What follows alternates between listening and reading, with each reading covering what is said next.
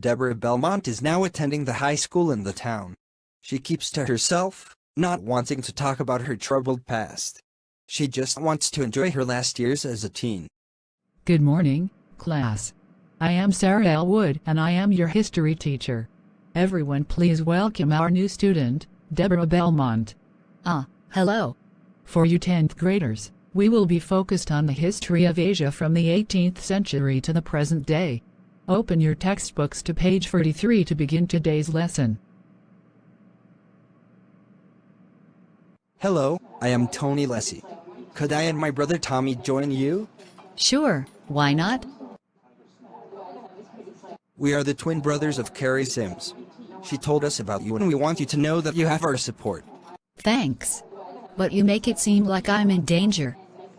Well, there aren't that many teenage girls that have given birth to triplets and come from that Christian Way Academy people have been talking about. People will naturally be curious about that. But you don't have to talk about it if you don't want to. Thanks. I'm just trying to put the past behind me and move on.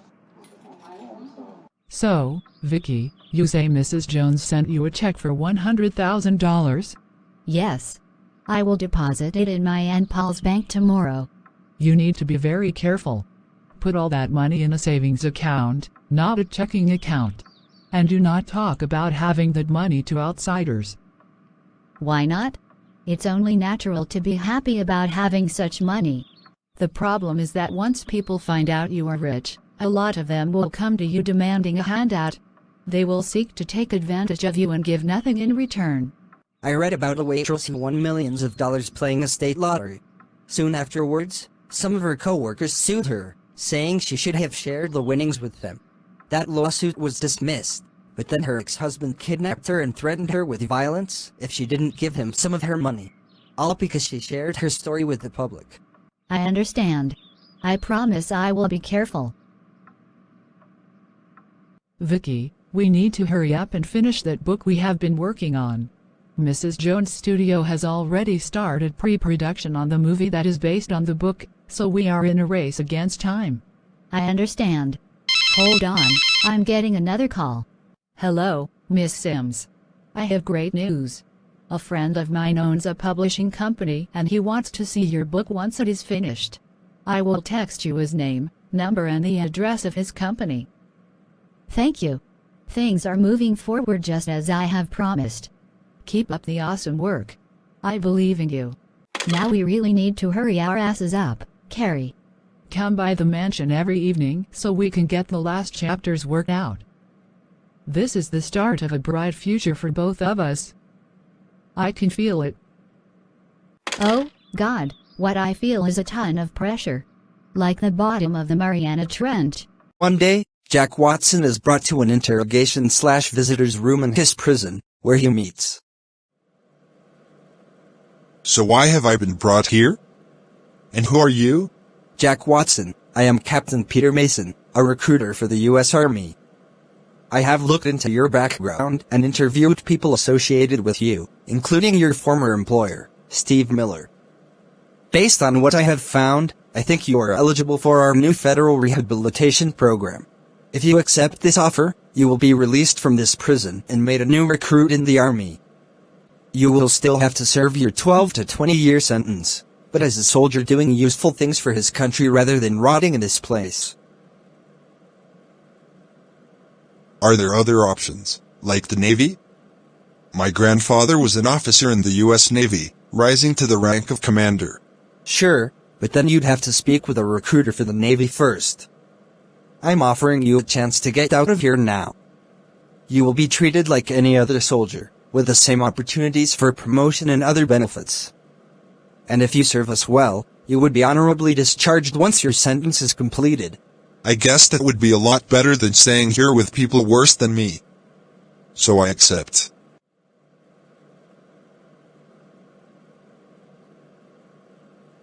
Private Jack Watson, reporting for duty, sir.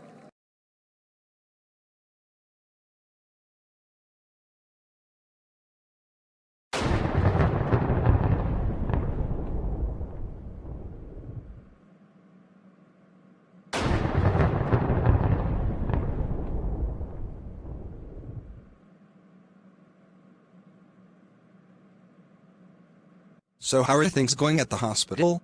So far, no casualties. We are.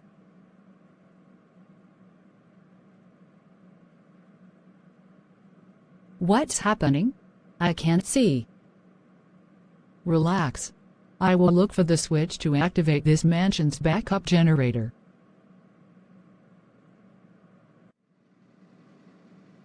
Good, Carrie got the power back on. Thanks for turning the generator on, but it can only give us power for 2 hours at the most. Won't the solar panels on our roof also give us power? Yes, but the storm clouds have to be out of the area so the sun can shine brightly first. The weather forecasts say these storms will be blowing up at us all day and most of this evening. Damn. Mayor, we are getting reports from all over this town of power outages. Based on those many reports, it seems obvious that the source of those outages is the town's power station itself. The one Sandy Smith insisted we build. It seems like her legacy is not as secure as she thought it was. It was still a noble effort, but now we must deal with the situation as it is now. So we still don't have power anywhere in the town? No, It looks like the power station was itself badly damaged. It will have to be repaired. We will go out there to do that in the morning. Why have you asked me to come out here? We have already found the cause of the massive power outages. It was not due to the storms at all. When Sandy Smith was having us build this power station, she knew it might be damaged. So she had us farmers build a dozen scarecrows around the station. And hidden in each of them was a security camera aimed at the power station. And one of those cameras spotted an intruder yesterday, just as he was using an axe to break the main cable leading out of this station.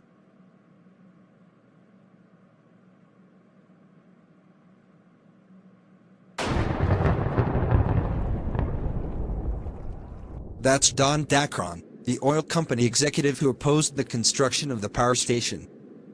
And he attacked the station while the storm was raging, so we would think the storm did the damage. Instead, this is a case of sabotage. Now what? Mayor Florence, this is Don Dacron. We just received word that your town lost power last night because of the storms that hit it. I hope this helps you see how useless that solar and wind power station is. My company can completely restore power to your town in a day or so, if you agree to sign a deal with us authorizing this. Sure, come to our town hall as soon as possible. You are a lifesaver. Sergeant Grimm, let's get ready to bust that asshole. It will be my pleasure.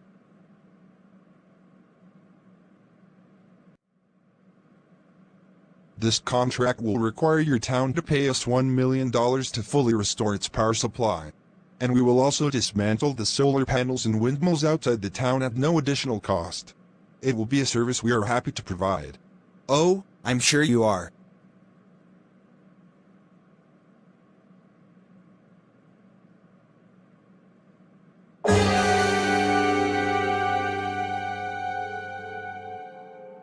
Don Dacron, you are under arrest for sabotage of public property. Your selfish and reckless act put our people in danger. You will pay for this outrage.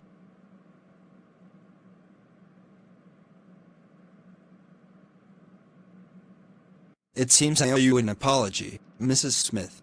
I opposed the construction of the power station you pushed for because I saw it as pointless, but clearly it was serving the town well while hurting the agenda of Mr. Dacron's fossil fuel company, leading him to try to get rid of it. The fact that he committed a crime to promote his agenda is reason enough for us to reject it forever. Your apology is accepted, Mr. Florence.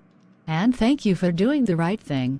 Too often, people in public office cave in to pressure from powerful but corrupt officers like Mr. Dacron, and then others suffer needlessly. We must never allow the corrupt and abusive to win.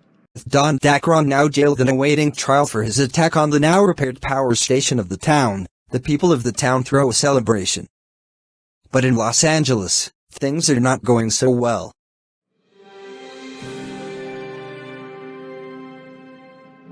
Laura Park, what are you doing here? Vicky Jones. I'm here to see Suzanne. She was admitted to this hospital last week and I just learned that. She is dying. Oh, my God, this hurts. I'm sorry.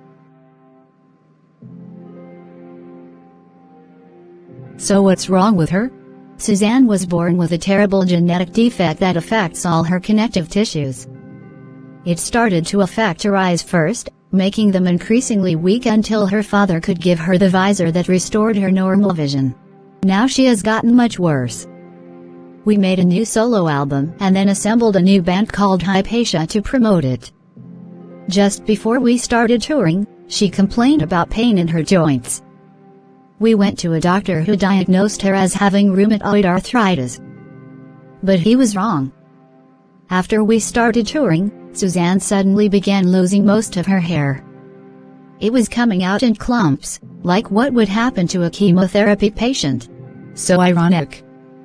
My own mother is here receiving chemotherapy for her cancer. Oh, I'm sorry. It's okay. So what happened to Suzanne after her hair started falling out? She was devastated. We canceled the rest of the tour and broke up the Hypatia band. Then another doctor gave us the correct diagnosis. Suzanne has been infected with a virus that has interacted with the pre-existing genetic defect to accelerate its effects. Not only hair loss, but internal bleeding, digestive problems and pneumonia, all at once.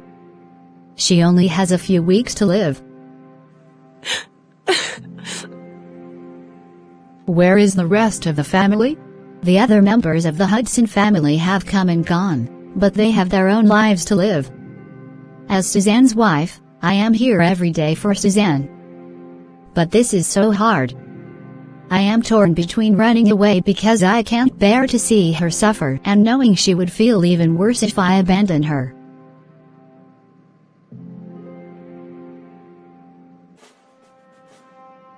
How ironic that an episode of your blazing beauty show is on the TV up there and then you show up, Vicky.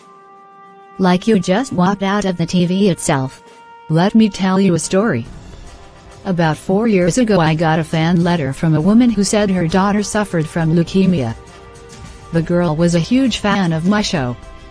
I contacted the mother and found what hospital the girl was in. And surprised her by showing up to visit her in my blazing beauty costume. You should have seen the look of joy in her eyes as I entered the room to meet her. And then a week later, she was dead. Her mother later told me she would be forever grateful that I came to comfort her daughter in her last days. Even while dying, she couldn't stop smiling. Wow. So you were like a hero to her in real life, not just on TV. I always intended that show to be a reflection of myself, not just a part that I played. My point is that even if you can't save someone's life, you can make the end of that life one of love and dignity. That's all you need to do, Laura. Be willing to share in Suzanne's pain and you will come out of this stronger. I understand. You must be so disappointed in me, Laura. Don't talk like that.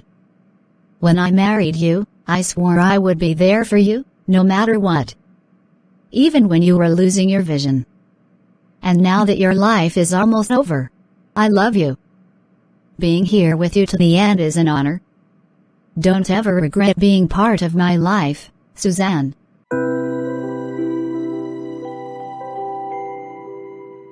Suzanne continued to fight desperately for her life. But a month later, she finally lost it. And Laura kept her word and was there when it was over. Rest in peace, Suzanne. 1 week after Suzanne Hudson's death, her funeral is held at First Unitarian Universalist Church of Los Angeles. It is attended by over 2,000 people, including Debbie, Carrie, Vicky, and Lucy from their town in East Texas. As Suzanne's father, I always considered her to be one of the greatest blessings in my life. I think all the others in my family agree that she was indeed our most beloved member. And I am now thankful that her pain and suffering are over and she is at peace now. Her tragic end will motivate me to work harder than ever to find cures and vaccines for diseases so that others after her can live better lives. That's what she would have wanted. I will miss her forever.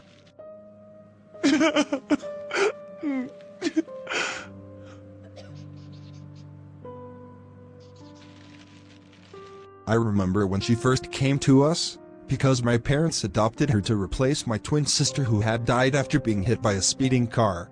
Now I have lost another sister. She deserved better. I was a bit surprised that you would wear that old outfit from your teen years. It was the exact same outfit I wore when we first met Suzanne, so it seemed fitting to put it on once more for this service. I almost feel guilty for being alive now. I'm now in my 50s and Suzanne didn't even live to her 30s.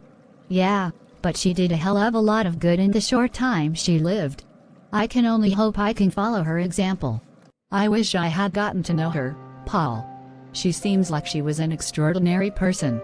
After we leave this service, we will go buy her last solo album and listen to it. Thank you for coming here.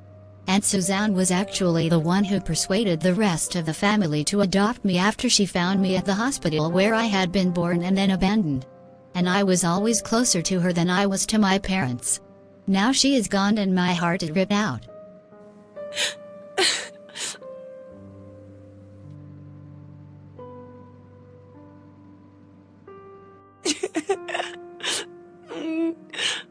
Mother, I never imagined this would hurt so much. It's the price we pay for loving someone, Laura. When we are able to love, we also must feel pain. It's what makes us human. Aisha, you know Suzanne was an atheist. Would Allah really punish her for not believing in him? I understand that Allah is forgiving and merciful. The fire mentioned in the Quran seems to refer to a purifying force to redeem a lost soul and bring it back to faith and goodness. What would be the point of sending such a soul to burn endlessly for billions of years? I am confident in the afterlife, we will see Suzanne again, and she will be Muslim like us. Thank you for coming to the funeral. And as promised, here is the completed manuscript of the book Carrie and I worked on.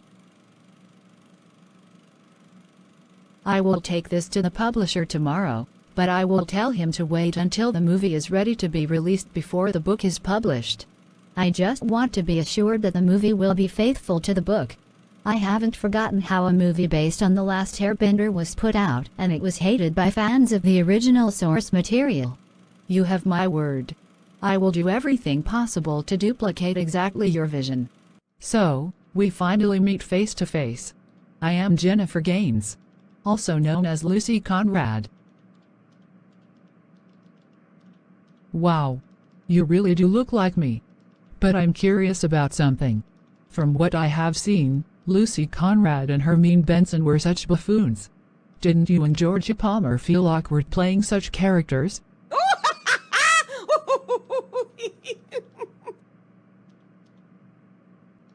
Georgia herself came up with the idea after watching an episode of Beavis and Butthead. She said to me, "Why don't we play female versions of Beavis and Butthead?" But the studio rejected the concept for its own show. Then Vicky Jones said, "We can add them as characters in my own Blazing Beauty show." The studio won't stop me, will they? Well, can't say I object. If boys can be idiots on screen, why not girls, eh? And those parts did make you and Miss Palmer famous.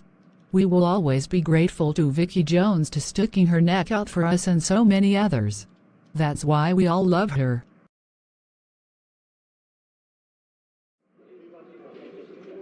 Welcome to the Tuscany Tavern, sister. What would you like to order? Actually, I was wondering if this summer you could help me get a job here.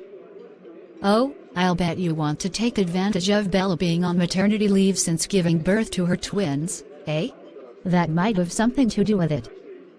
But seriously, I need to start pulling my own weight in the Dawson household. Agreed. But the owner of the place is away attending Suzanne Hudson's funeral. I know. And I am angry at our mother for refusing to let me go to Los Angeles to pay my final respects to Suzanne. She said the plane ticket was a needless expense. So now I want to make my own money. Can you give me a moment?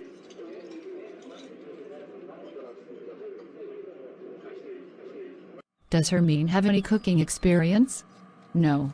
In fact, she can barely make toast. Mother forbade her to use the stove after she set off the smoke alarm one day. And her being a waitress is questionable because of her visor. Customers might be put off by that. So, ask her if she is willing to be a dishwasher or cleaner. As you wish.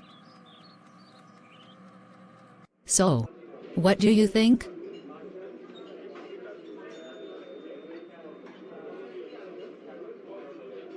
If that is all they are offering, I guess I will take it. Just don't ask me to wash dishes or do other household chores around the house again. Not unless Mother wants to pay me for those too.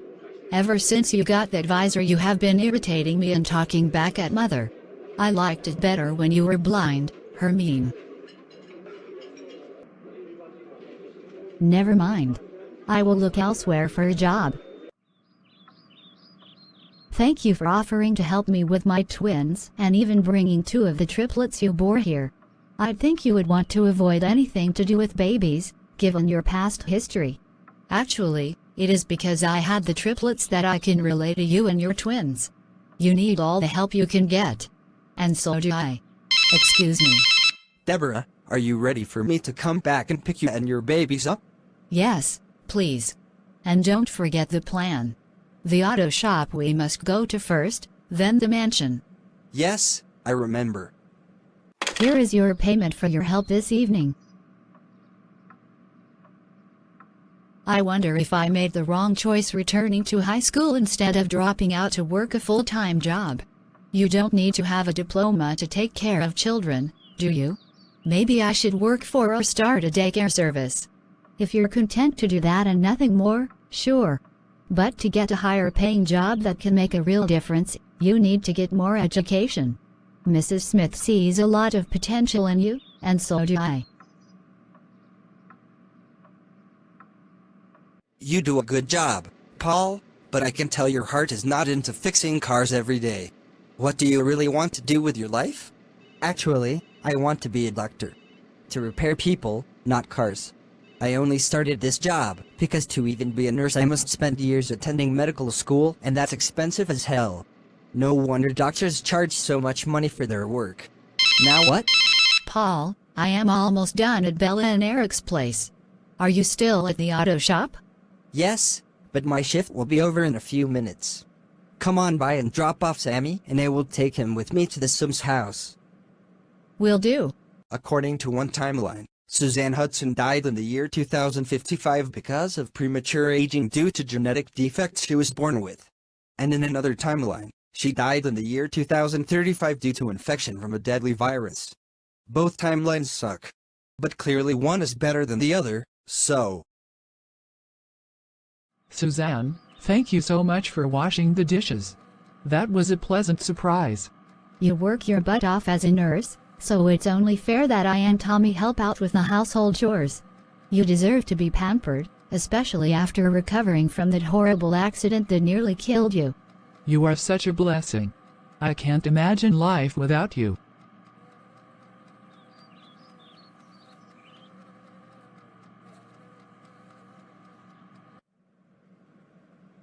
Ah. Huh? What's that strange noise?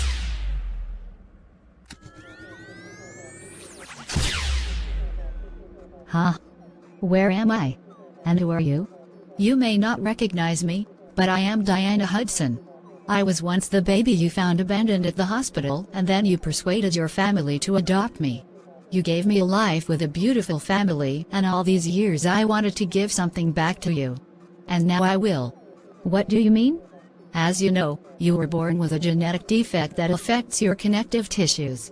It is already causing your vision to decline, and eventually, the rest of your body will start to break down, causing you to have a much shorter lifespan than normal.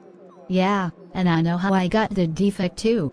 Like you, I was adopted into the Hudson family. My birth mother conceived me after she was raped by her own brother, who she later killed while she was still pregnant with me. Because of that, I felt guilty for even existing. I even felt like killing myself. Well, your life still has meaning, Aunt Suzanne.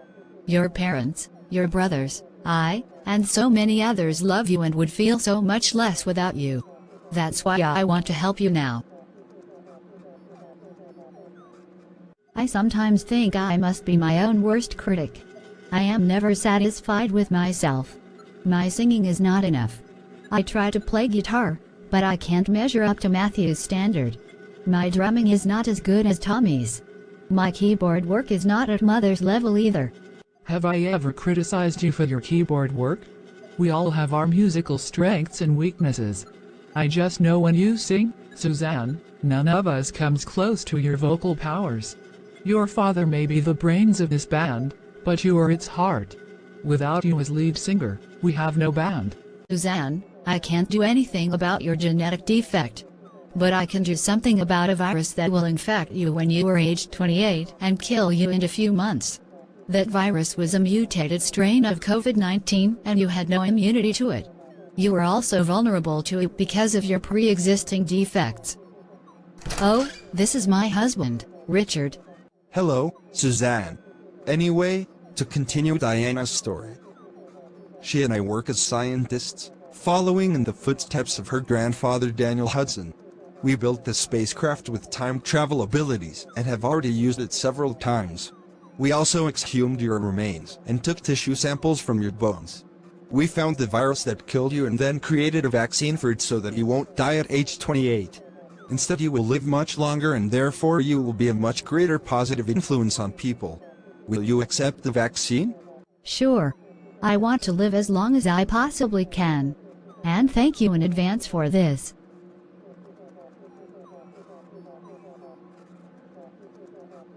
Okay, just close your eyes and Diana will inject you with the vaccine. Sure. I'm ready. Ouch, that was quick. Don't waste this opportunity, Aunt Suzanne. We already saw what an incredible difference Sandy Smith made after Debbie and I saved her life. Now you can do the same. I promise, I will do all that I can to make things better for everyone around me. Including you. I love you.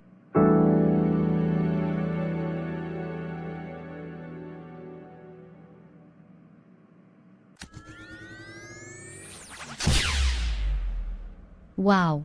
What an incredible thing to experience. Now I know just how deeply loved I am. I just need to keep my promise and do as much good as I can. The world needs me. To make a difference in this life, you must first be different. Conformity never does anything to help make things better. Note: this occurred while Richard Sims and Diana Hudson were seeing each other as grade school children.